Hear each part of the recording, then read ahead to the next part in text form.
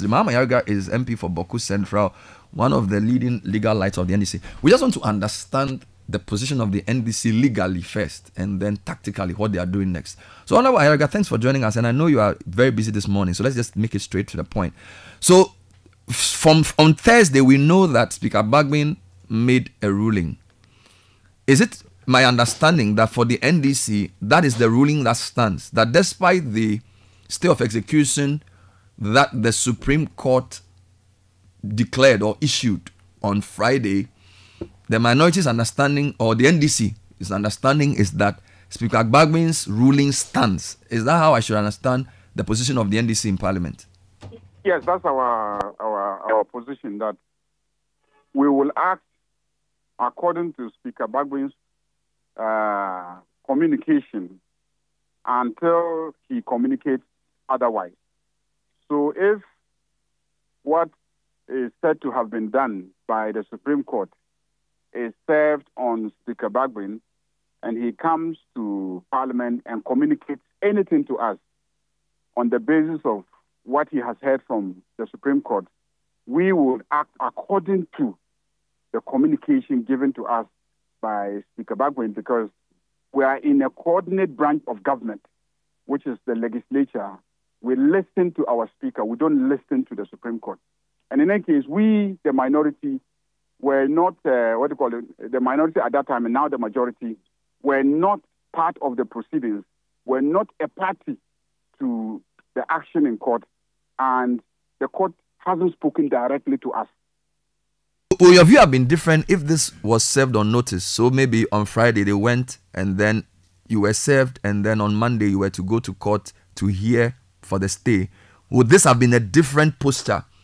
Are you ignoring the Supreme Court because they went ex parte? We are ignoring the Supreme Court because we are a coordinate branch of government. And the Constitution is very clear that the Supreme Court should not interfere in our work. We are protected by the Constitution. If you look at Article 115 of the Constitution and Article 122 of the Constitution, it protects the integrity of our proceedings and says that those proceedings should not be impeached or questioned in any court, including the Supreme Court. So it surprises us that the Supreme Court, which is supposed to be the body that understands the Constitution better than anybody, will see Article 115 and still go ahead to impeach our proceedings without even so much as, listening to the side of the Speaker in Parliament. So we would have taken the same position even if they had invited her. But if they had invited the Speaker, perhaps they would have benefited from all the arguments that today we are making. And many senior lawyers are making the same argument that, look, this is not a matter that even should have been entertained by the Supreme Court.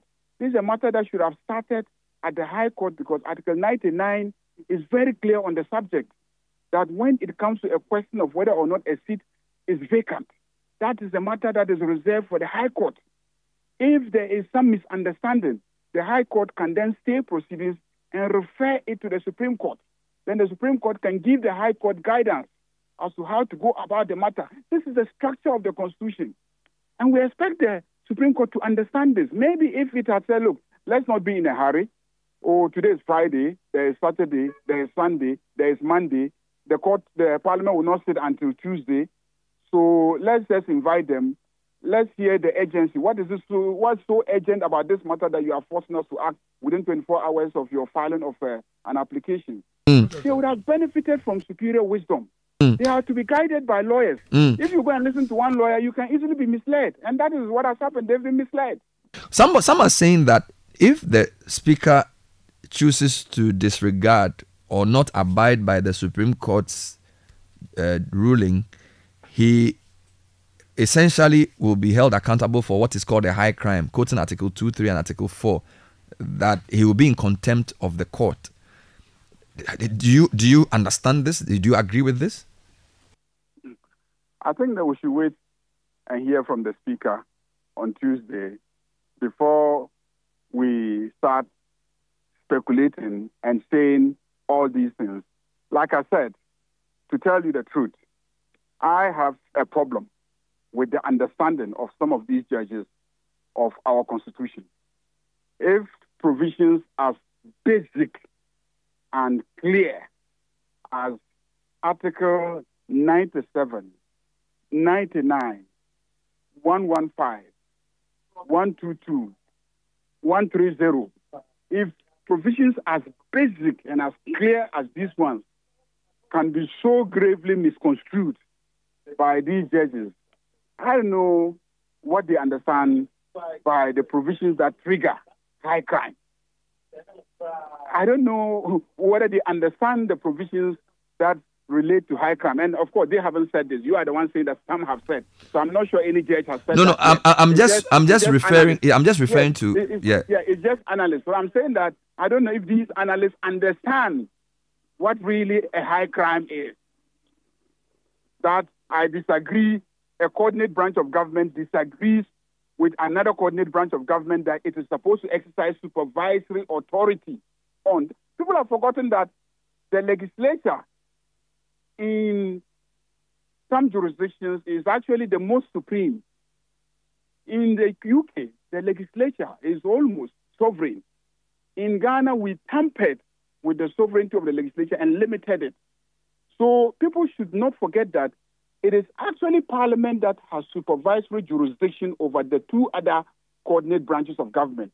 That is why the powers of impeachment of both the legislature and the judiciary is given to Parliament. So we are supposed to be supervising them as well, in the same way that they're also supposed to be interpreting and enforcing the Constitution. So we are co-equals and coordinate branches of government. We are not a hierarchy where the Supreme Court is superior to the executive, to the legislature. No. Okay. We are not. Finally, some people are saying we could be in a position where the Speaker can also say the judges are in contempt of Parliament. So that if the court says that the Speaker is in contempt of court, Parliament could also say that the court is in contempt of Parliament, and we have a double contempt, leading to a constitutional crisis. Now, as a constitutional lawyer yourself, how do we avoid this? I mean, you've explained the NDC position, and you've told me what you would do tactically. But now I'm asking you a general question around this very possible constitutional crisis that if both sides, and by that I mean if the Speaker and the Supreme Court decide to hold entrenched positions, there will be obviously a constitutional crisis. How do we wriggle our way out of that? We are a human society trying to regulate ourselves by writing down how we should regulate ourselves. We've written it down in the Constitution. Though you and I didn't write it, those who crafted it wrote it, and then we have accepted it and feel bound by it.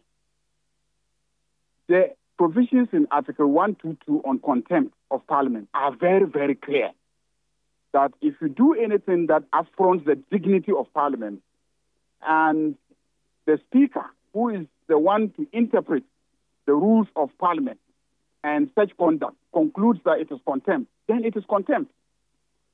The same way, the courts, by practice, have also developed contempt powers, where they feel that if you challenge their authority and you undermine their integrity and image, the same way the Constitution says they should also not undermine the integrity and image of the legislature, then you are in contempt. So both institutions have contempt power. But in the case of Parliament, it is expressly written into the Constitution as a protection for Parliament. If that arises, then I believe that it provides an excellent opportunity for the institutions, the coordinate institutions, to talk to each other. And when they talk to each other, they will resolve it, and they will learn from it, and tomorrow they will all behave properly. And let me conclude on this issue. It's happened before. In the U.S., in the case of Baker and Carr in 1968, the U.S. Supreme Court learned its lessons and said, look, you know what? Don't get involved in politics. Don't get involved in matters that are the preserve of the coordinate branches of government. When a matter can lead to controversies like that, where one branch of government will say one thing and another branch of government will say another thing, please, Supreme Court, stay away from it. And that is what is called the political question doctrine. And this is a classic case of a political question that the Supreme Court should have just stayed away. Because if you read the proceedings of Parliament, of the Supreme Court, and the kind of things that the judges said. When you go to the section where it says by court, you see them saying, oh, that there will be chaos in the country, that there will be stalling of government business in Parliament, that the budget may not be passed, that the NDC caucus will repeal certain laws, and that they intend to take certain actions to reconstitute the committees. These are all political matters that the Supreme Court should not be interested in. If the NDC in Parliament does that, and so what? Is that your business? Is that our business as a court? It's not our business.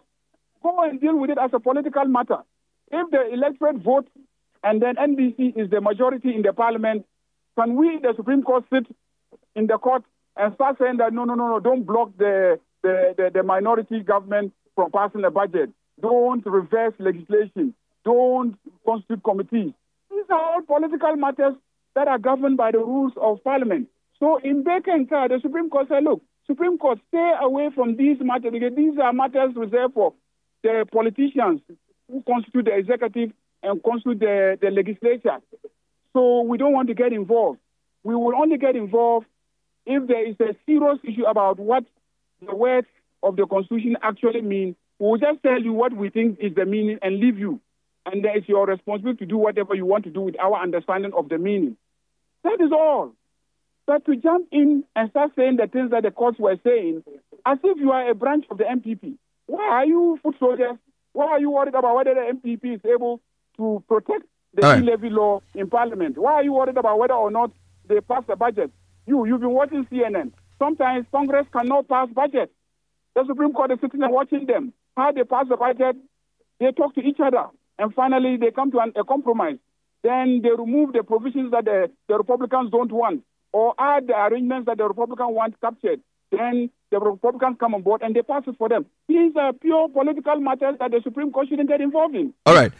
I'll leave you now. Thank you, Honorable Ayariga. This is a fluid development. We'll talk again, I'm sure. Tomorrow will be an interesting day. Mahama Ayariga is MP for Boku Central, also one of the leading NDC lawyers.